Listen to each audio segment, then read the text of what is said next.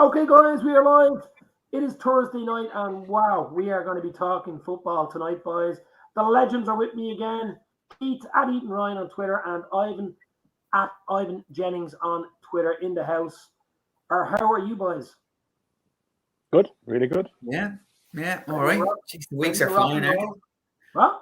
Flying weeks are just flying, boy.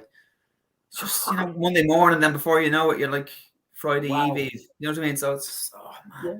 1st of October tomorrow, by the way. Yeah. Okay, guys. We're going to chat about, obviously, the big game on Sunday at 4:30 at Anfield. It's, of course, a huge one, City, Liverpool. But before that, we had a little chat about the Porto game the other night. 5-1, guys. Oh, that was a dream. That was like the 17-18 season where we were just hammering bleeding teams.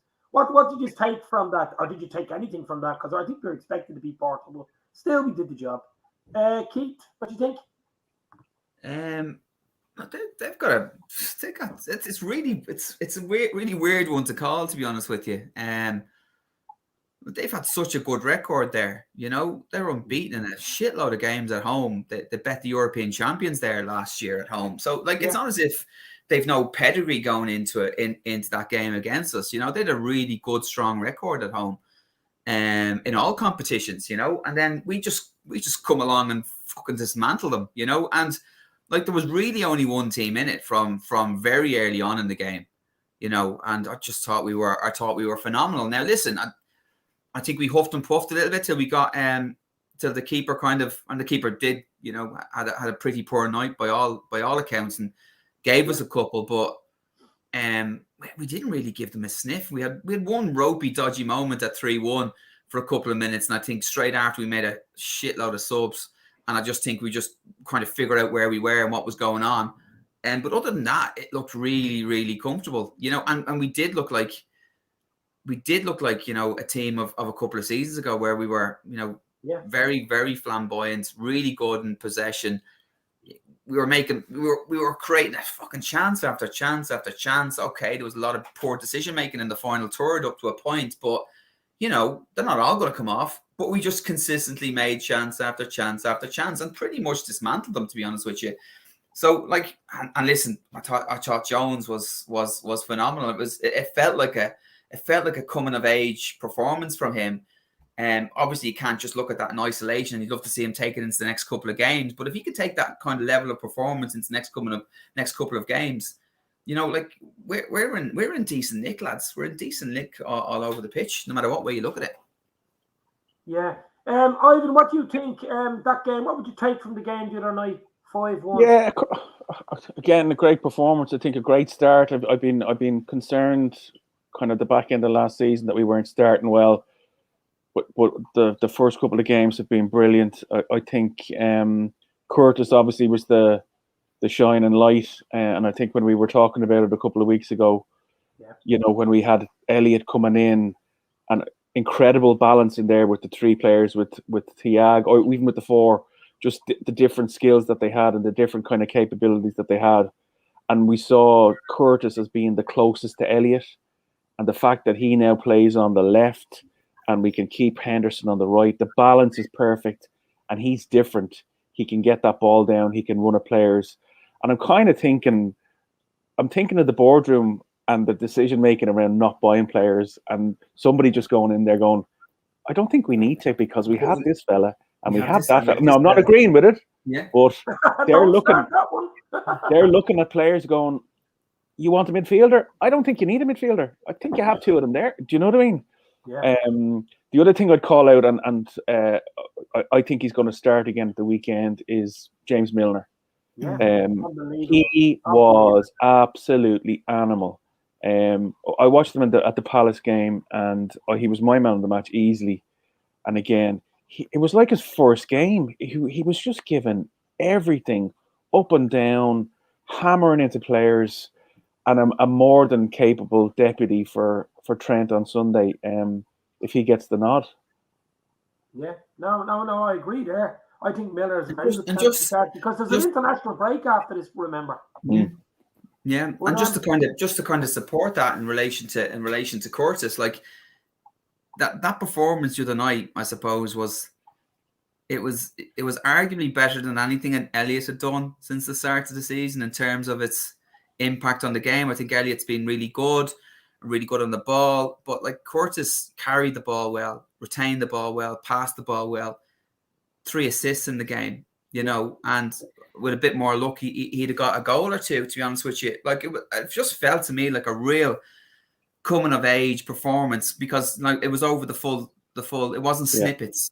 Yeah. You know, it wasn't snippets. It was against a European giant, you know, away from home, and he was in the game for the full 90 minutes, to be honest with you, or until he was, you know, for as long as I can't remember whether he was subbed or not. But you know, but he was in the game. Yeah, I think he was on for 90 minutes. Though I'd look at it like he looked like somebody who's and you know when kids are growing up at that age, a year is absolutely massive. It's not like us at 40 or 50 where a 40-year-old is the same as a 50. You know, we don't grow that way. But 18, 19, 20, 1 year is massive. He actually looks like he's been around for 2 or 3 years, and he's just gone. It's clicked, and the Harvey Elliott chance has been presented to him, and he's grown a little bit. And I'm sure he's got people in his ear going, "Listen, buddy, this is your chance." And he's grabbed it with 2 hands. He was superb. Yeah, you know, I think he's another one on the bloody sheet for the weekend, and we'll get around to that now in a minute because we're going to switch straight. Did anybody see the picture of Klopp today digging outside the hole? I tweeted out that he's after building a fantastic squad, so he surely can build a stand. And people saying he's building the bleeding thing. I mean, he's unbelievable. Well, I think your point, Dave, to like the fact that he's doing it, you know, like he's so bought into the club. He's so bought into extension. I think it's a great point. Yeah. It really is. Like that's that. Yeah. If he signs on for another couple of years this year, 2026, I think he'd sign on for another 2 years. That would be incredible. It'd be absolutely incredible. And I would say I'd question whether those types of questions didn't come up in the contract negotiations of the big players. They must have said, "Are you going to be around, or is Klopp going to be around? And if he is, we'll sign for 6 years or 5 years or whatever it is." You know, so I think very positive. I'd just like to see him wearing a high vis now, and he's doing that kind of build and walk around the place. I just thought he let the side down. He was there in white runners. I was like, no. They're bright enough, I suppose. Flashing rain. It was pissing down, wasn't it? Right, guys, we're going to switch now. That was a fantastic win midweek. 2 wins out of 2, top of the group. Now, we have a little matter of a game at 4:30 on Sunday at Anfield. Pep against Klopp, Manchester City, Liverpool, Manchester City, sorry. This is just Clash of the Titans stuff. It's early, 3rd of October it's going to be. I mean, it's really early, but I just think psychologically, whoever wins this just gets, you know, something up on the other team. I mean, a draw probably just evens itself out. Anyway, it's a must-not-lose game, I think, for Liverpool, really. I mean, even a draw wouldn't be the end of the world. But as I said to Ivan earlier at the start to this, I'm confident of this game. I mean, if you're not confident going into this game at home with a baying crowd like Anfield, you'll never be confident. We're in form. Forward-wise, we're just scoring goals for fun. You know, I'm not saying City's going to be easy. Of course not. He did a job on Chelsea recently, showed they're proper champions. They are the champions, showed their mettle, showed what strength, especially in defence. They were brilliant. They're absolutely brilliant. I know Chelsea had a shot on target. I mean, it was unbelievable. And they're still dangerous up front. But I just think our numbers on this. What do you think, lads? Keith? Couple of things. I think you cannot afford to be passive against this City side. I think what Chelsea showed is they came out relatively passively. They probably off the back of having some really good results about them, and let them get on the front foot. You cannot let them get on the front foot. You cannot let them dictate play. You know, you've got to have. I suppose you've got to have composure and bravery on the ball. You know, you've got to be confident. You've got to be able to beat their force press, get them turned. You've got to mix it up. You've got to play long. You've got to play short when it's there to be played. You know, you've just really got to be on it. And we, you know, if we don't bring our intensity and we don't bring our A game, even at home, it's a coin toss for me. I think if we can bring the intensity, you know, give them a lot more to think about. I think we might shade it. But I think it's all about how we approach the game. I think if we just go out there to try and play football against them, you know, and match them up without that intensity, I think it's an absolute coin toss, you know, and more often than not they'll turn you over. I think it's really about how we approach the game, to be honest with you, and bravery, intensity, you know, and then not being afraid to mix it up. Go long when you've got to go long, you know, beat that first press. If you can beat that first press, right, with some nice intricate football, you know, and have the confidence to be able to do that, they're in all sorts, and they're always going to be in all sorts with the type of football that they play. So I think a lot of it boils down to how we approach the game, how we and how we start on Sunday. The fact that it's 4:30, the fact that the crowd are going to be up and get a chance to get a few babies in, I think is probably going to be massive. Yeah. But yeah, I just think it does really boil down to how we're going to approach it. I think the key is the crowd as well. I really do. That Anfield crowd, we missed them last season. We all know what happened last season. Last season was a bloody write-off. And this season, City, I just think they'll be ready to rock. And as you said, first 10, 15, getting the tackles in, getting the press in, even just not letting City settle, basically. They have a poor record at Anfield. Up until they beat us recently, they had a terrible record at Anfield. They just did not play there. Even the best sides couldn't get wins there, you know. You're getting the odd draws here and there and stuff like that.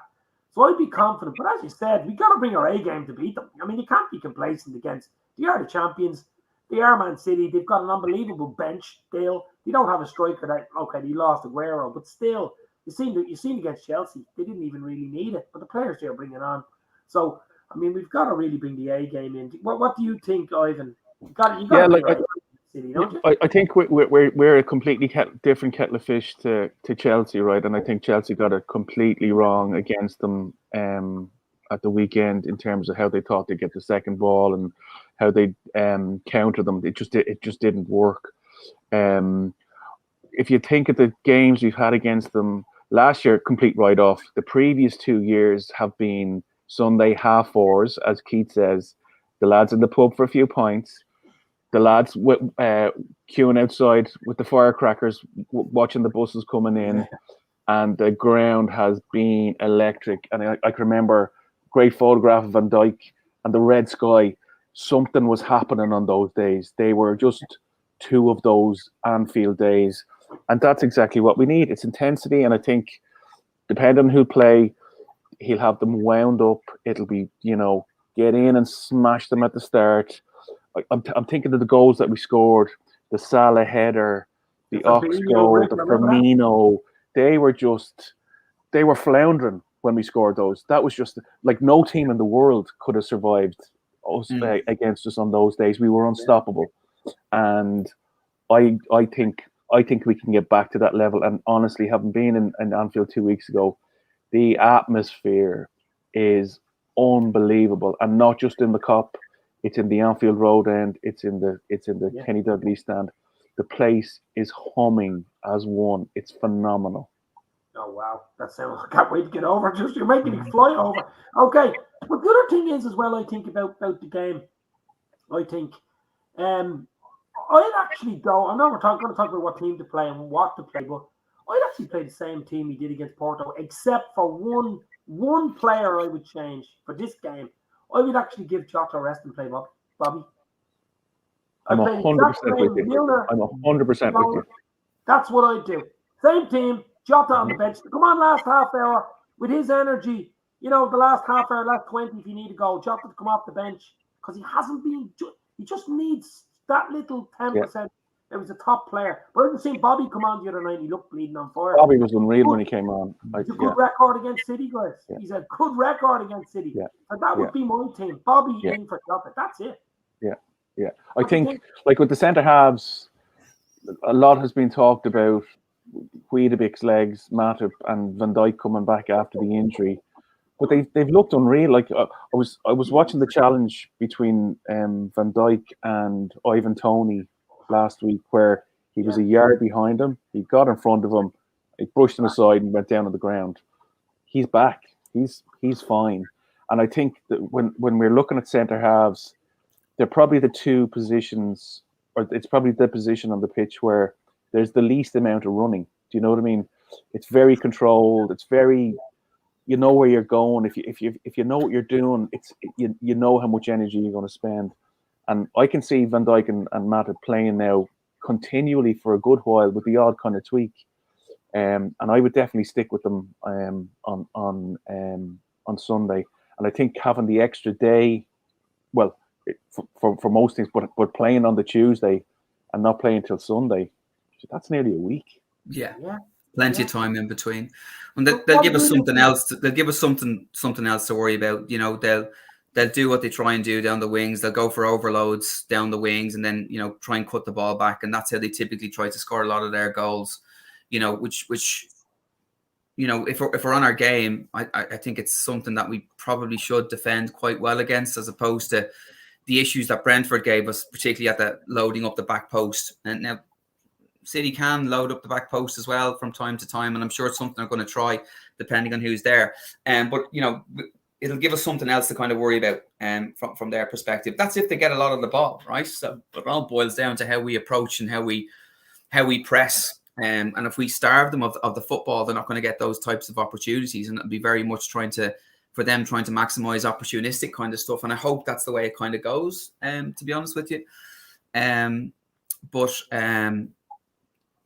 yeah. So I think that. So what would you do? Like your 11, would it be similar to what me and Ivan are saying? Just maybe Bobby in for Jota, or would you?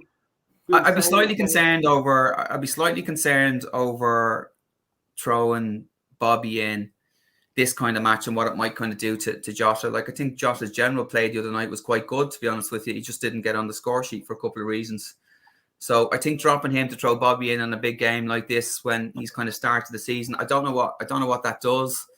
Unless it's been communicated a couple of weeks in advance to say, listen, this is the way we're going to go against City, and everybody knows when they're going to come in and when they're not going to come in. But I think, Bobby's first goal was and even second goal was relatively fortuitous, I suppose, in terms of how they fell from, irrespective of he controls them well and he scores well, but otherwise, he's been chipping in with some good goals for us. So I'd be slightly concerned over just dropping him out and throwing Bobby back in, and what that kind of does for Jota. And that's the only thing. But if he does make that call, I'd have no issues with it, left, right, and centre. But I think in terms of who we have available, I don't think there's any other changes that he makes, to be honest with you. Yeah, because Trent's been ruled out till after the break, and Thiago.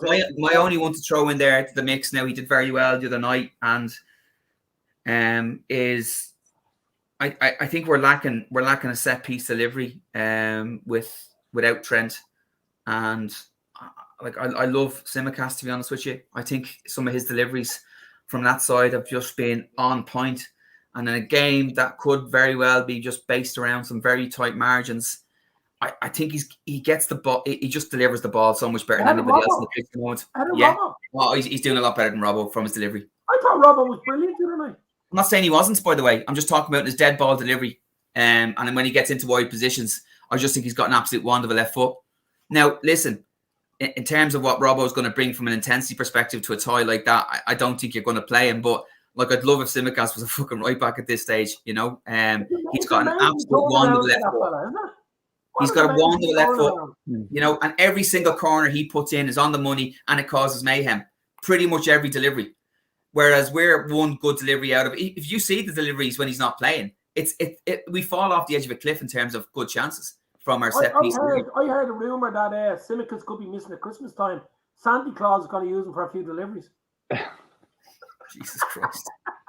He's that good. Yeah. But I think it's a good point though about our set pieces haven't been great at all. Like if you look at the best chance we had either the other night or the weekend was Henderson from a free kick outside the box. And we think of what we have with the likes of Matip and Van Dijk in there challenging. The delivery into the box should literally just be a floated ball towards the penalty spot with Van Dijk running onto it.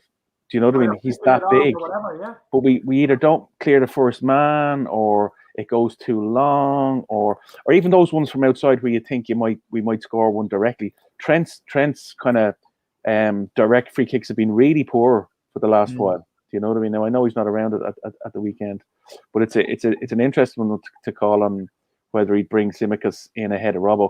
I think a good one though. I don't think he will, by the way. I don't think it's even out. I'm just throwing it out there that I think the Bobby one is interesting, Keith, when he looks like the kind of player who obviously a great team player and obviously takes it on the chin when he's out, but he looks like the kind of player who, when he is taken out, really reflects on what he's done or what he needs to do when he comes back in. And I was reading something very interesting yesterday where people are commenting on when he has a run of games and it's not working for him, he tries lots of flicks and little bits of magic, and they don't come off, and it makes his performance look even worse. And I mean, that's really harsh. But he did a couple of little back flicks when he came on against Porto, and they were magic. And then he gets the goals. Do you know what I mean? And it's kind of perfect. He's kind of reflected and gone, do you know what? I'm going to score tonight. I'm going to keep it simple. I'm going to do something that might look flash, but is pretty obvious to me. And I just think when he's taken out, he makes the most of those opportunities when he's on the bench, you know, and really kind of looks towards when he's going to get back in, you know. Yeah, but you just look at the bonuses, and we just hit on 2 or 3 of them in the last. Obviously, Elliott's been a bonus, but he's injured. Curtis Jones stepping up's been a bonus, and Simica's coming in, doing all his DHL deliveries has been an absolute bonus. When you think of those, there's like, you don't like hearing it's like 3 new players, but they're stepping up to starting level, you know, starting 11 level. And that's what we didn't have last season. We just didn't have it. Is absolutely. I think it's a great point. And when you look at maybe when they talk about the first 11's brilliant, and then you go, well, they maybe have 13, or maybe they've got 15. Yeah. Like to say you've got an excellent first 15 who can challenge each other, that's magic. That's really magic. It's the ideal number. You can't manage 20, 21, 22 players who are all potentially first team starters, because you're never going to keep everybody happy, and there's going to be you know, but if you've got 15, 16, you know, all challenging, all good enough to step in and rotate, where the team doesn't, you know, drop in its intensity or its quality, you know, that's the ideal number, I suppose. And we're probably not far off that with everybody fit. The only one, there's an exception there, I think, with the likes of Oxlade-Chamberlain. He seems to be the one over the last year or two who everybody thought he was going to come in and take his chance, has been given ample opportunity, I think, to come in and take his chance, and hasn't. And you look at when the likes of Milner comes in, Tsimikas, Curtis, Elliott, Firmino or Jota, when they're being in and out, they've all taken a chance when they've come back in, and he's the exception. He hasn't, and he's been played in a couple of different positions, and I don't think he's done himself any favors, really, you know. I think he needs a consistent run and almost from a starting position, and he needs maybe 3 or 4 games, you know. And if we were in he's not going to get it. He's simply not going to get it. He's not going to get it, you know. I think it's the same thing for Fabinho when he's been out for a while. I think he needs 3 or 4 games sometimes to get himself back up to match fitness, to be honest with you. But with the competition we have there at the moment, you know, and I think he's almost forcing it too much, you know, instead of just kind of getting himself on the pitch, taking a couple of easy passes, play yourself into the game. He's trying to do stuff, right? Because he's only got 20 minutes to do stuff, right? As opposed to being brought on and playing yourself into a game. He's almost trying to do too much too soon, because he knows he's only got a limited amount of time on the football pitch. And to be honest with you, it's just not coming off from, to be honest. So, but listen, I'm sure they're working on that now behind the scenes. Like, but I've seen no impact from him when he's come on this season, to be honest with you. And if anything else, he's been more of a liability than an actual asset when he's been. I think what you're saying about working yourself into the game, it's the one thing that Elliott did and Curtis are doing. They're not rushing it. They keep it simple. Simple first 20 minutes, just get the ball down, lay it off, nothing simple. And then when the opportunity presents itself, go. And you saw a couple of runs. I thought Curtis's, and they called it out on BT Sport, just the physical action of when he received he went out to the wing, came back in and got the ball, and the physical action of just taking a touch and a pass almost in one movement.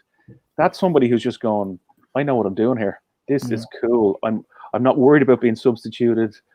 I'm in the box. I'm going to have a go. The keeper might save it. He did, and we get a goal. Just a real calmness and confidence. It was a lovely ball for Salah. Salah's goal. Yeah. It was real intelligent, wasn't it? Look up, didn't panic. But he's always been confident and cheeky anyway. Remember him after the Everton game with that postage stamp in the FA Cup a few years ago? Yeah. And Klopp even said it about him, that he has that cheekiness to him, and sometimes it's a good thing, sometimes it's a bad thing. But in his case, I think he's matured, as I was saying. Like, he's now a young man, and he's kind of gone, I've got a massive opportunity here in this team, you know.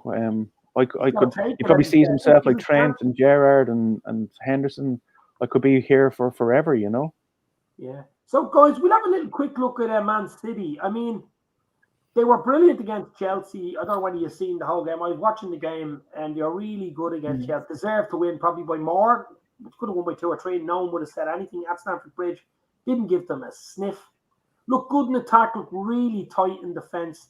Now, they've already been beaten this season, so they are beatable. I mean, we're the only unbeaten team in the league, lads. You know what I mean? But what do you think of them? I mean, they didn't replace Aguero. They brought in Grealish. I still don't think he's a £100 million player, but that's another podcast. But what do you think of City, or who's the danger man, do you think?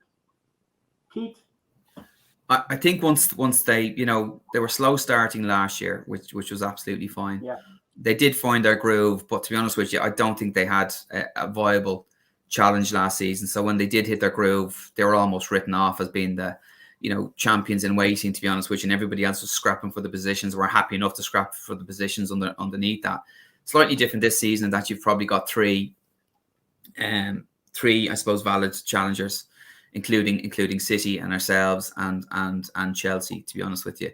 I think once they get into their groove, they're going to be difficult. I think it's our job on Sunday to make sure that they don't start getting into their groove at our expense, to be honest with you. If they come away from beating us Sunday, having beaten Chelsea, the other challengers, both away from home, I think, they're almost showing everybody a clean pair of heels and away they go, and we're then in chasing mode. And I don't want to be in chasing modes, to be honest with you. Yeah. I think if it's the other way around and we get a result against them and they're still a good few points behind us, I still think they've got,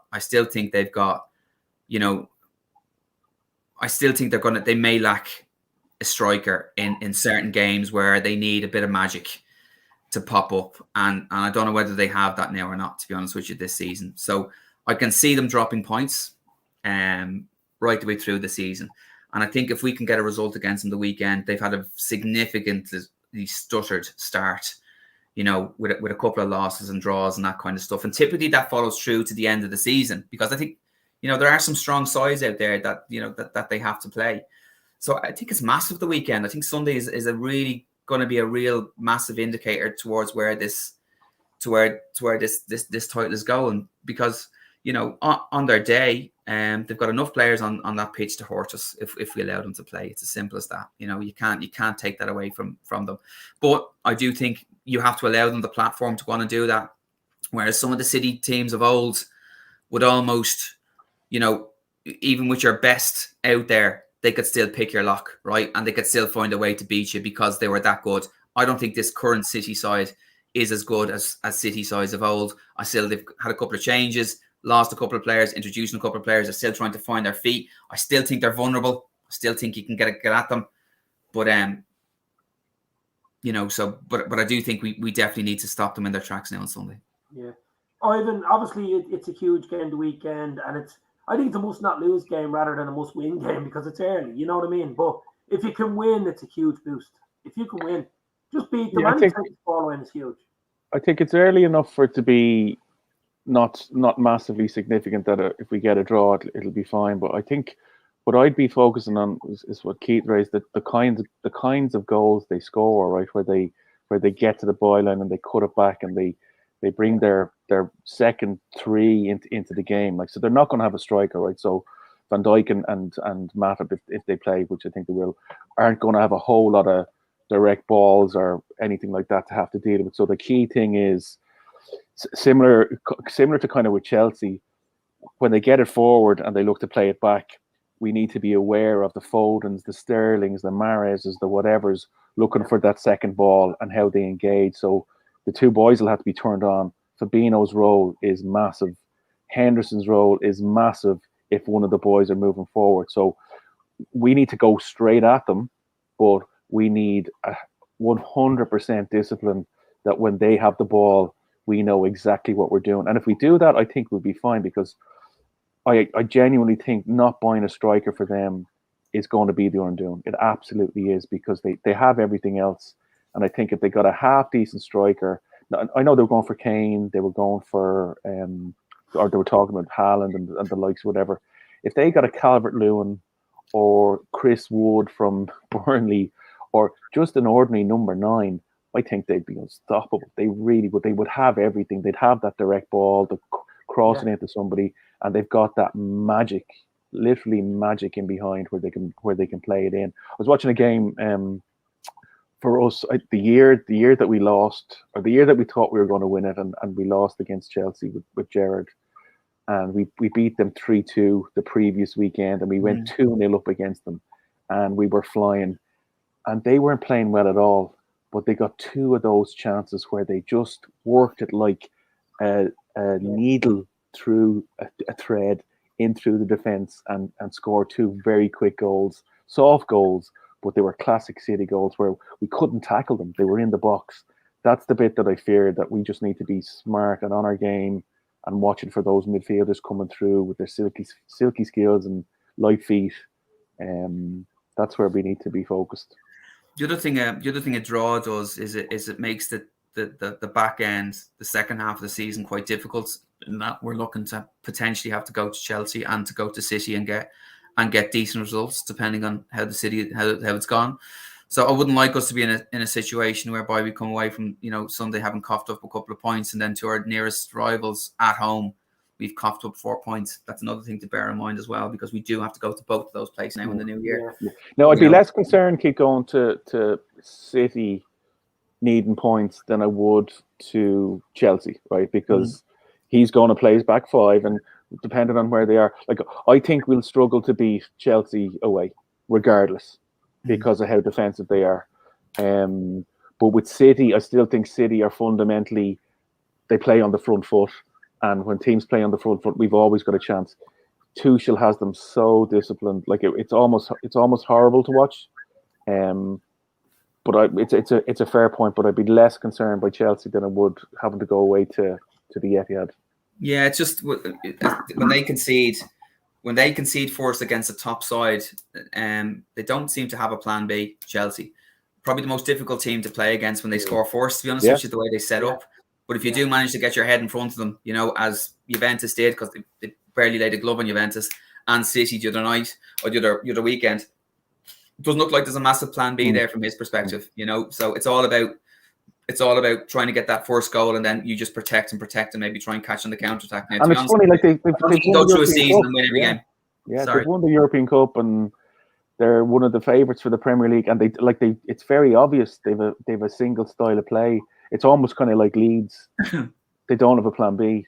And that was very obvious on Saturday, where you're kind of going, they don't even look like they're going to score. And what happens when City do score? Is it going to just is it damage limitation, or what is the kind of plan? So guys, just before we go, what game stands out for you in the last few seasons against Man City? My one would be the 3-0, the Fabinho goal. Remember the year we won the league at Anfield? It was in around this time. I think it was late October, early November. We beat them 3-0 at Anfield. The ground was just rocking. I remember watching, I think there was a build-up, even on Twitter. As you said, Ivan, there was just something different about that day. The sky or something, I don't know what it was. It was the gods of Olympus telling us we're going to win that game. I was so confident going into it. And City were like the team to beat going into that game. To beat them 3-0, that just laid down the bleeding marker for me for the whole bloody season. And we just went on that crazy run, remember? No, we just won game after game. But that game stands out for me. What game would stand out for you?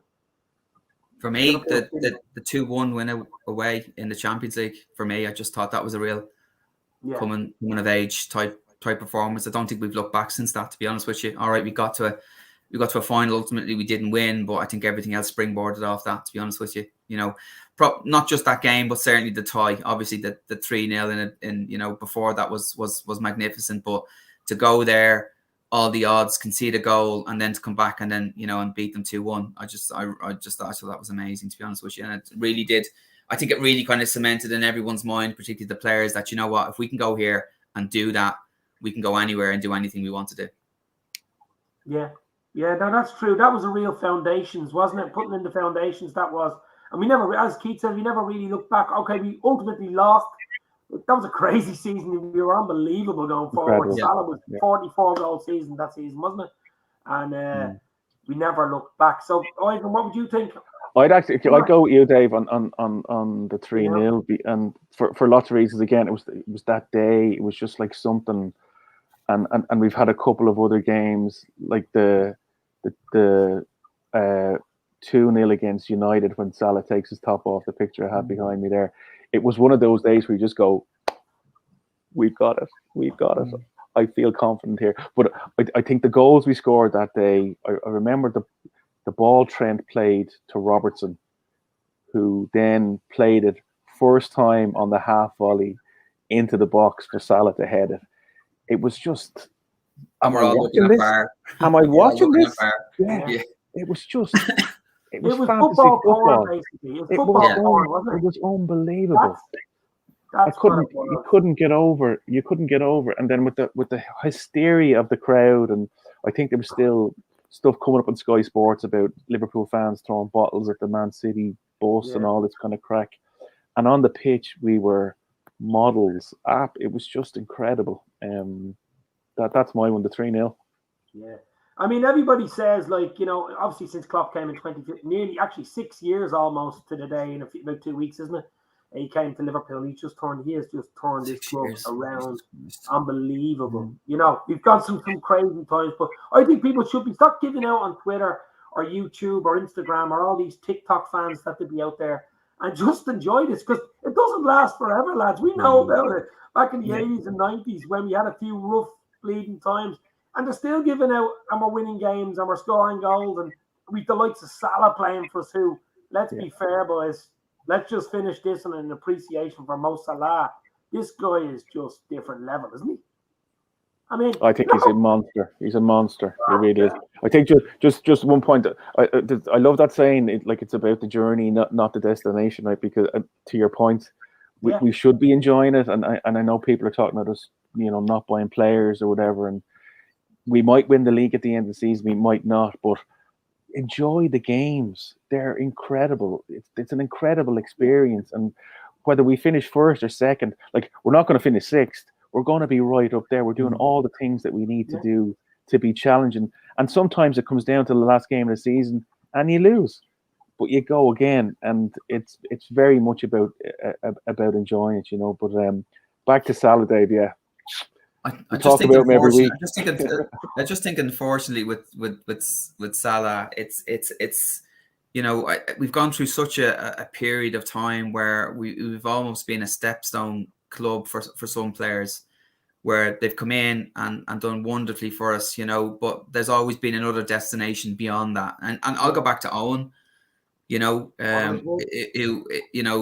at the tail end, you know, pretty much used the club to get his dream move to Real Madrid. And you go to Suarez, you go to Torres, even Coutinho. So I think there's a bit of reticence in the fan base about really embracing players back to the heart for the sake of being hurt again to some degree. You know, there's a little bit of that kind of goes on, and unfortunately, you know, for a lot of people, not me, but by any means, but for a lot of people, they may really only appreciate Mo Salah when he's gone, you know. And you need to embrace what he's doing here, you know. Like, he scores all sorts of goals. He scores goals as good as Suarez scored, right? He scores tap-ins like Rush did. He scores, you know, he scores goals like Torres, where he drops his shoulder and just bangs it into the corner. He's like all of those players wrapped up into one. He scores all sorts of fucking goals, you know. And I don't think we've ever had a player like that. And I just hope, you know, before he's gone either over the hill, or whatever happens, that we really just start to appreciate him for what he is. Yeah, I think we have him for another 5 or 6 or 7 years, and I see him like Ronaldo. He'll sign it. He'll definitely sign it. And I think if you look at how he's celebrating the goals now, right? He took his top off there against Crystal Palace last week. He was delighted, and he was into it, you know. So I think he gets it, and I think Klopp may have spoken to him and had that same conversation that they had with Coutinho, that you stay here and they'll build a statue. If you I think he's on a personal mission, to be honest with you. He's just gonna get the best contract he can, which is absolutely fine.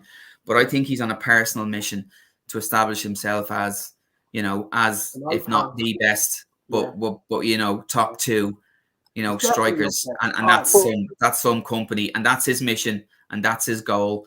And I don't think anybody's going to stop him, to be honest with you. But right now, and I know it's in the papers, he's probably the best player in the world on form at the moment. 8 and 8. Yeah. Certainly at this Yeah. for this season. Mm. And how many? And I expect them to score the weekend. I'm going to go 2-1 Liverpool the weekend, and Salah to get the goal, get one of the goals anyway. I really that confident we'll beat them. But it doesn't really matter. It's all about the points. That's what it's really about. Scorelines don't care. Once they go in your favour, I suppose. Guys, I think we leave it there. He's a confident the weekend, yeah. He's a confident. I'm gonna say a win. I'm not gonna call a scoreline because it could be fucking anything. We've done 4 3s, 3-0, been beaten 4-1. You know, so it could. I'm gonna say a win. But I'm not gonna call out a scoreline. If that's all right. Okay, fair enough. 3-1. What? You love 3-1. You love a 3-1, Ivan, don't you? Love a 3-1. Well, If you keep going 3-1, you're gonna get it right sometime, I suppose. Well, I mean, I we've was got going a lot 3-0, of but 3-1 We've for got me. a lot of threes in the scoreline in the last while, haven't we? So maybe listen, any type of win, just get the win, go into the international break top and just in great form. No injuries, of course, no more injuries, and I will be happy, man. Guys, all eyes on Sunday. Thanks to Keith, thanks to Ivan, thanks to the guys in the chat. Talk to you soon. This means more. Stay safe.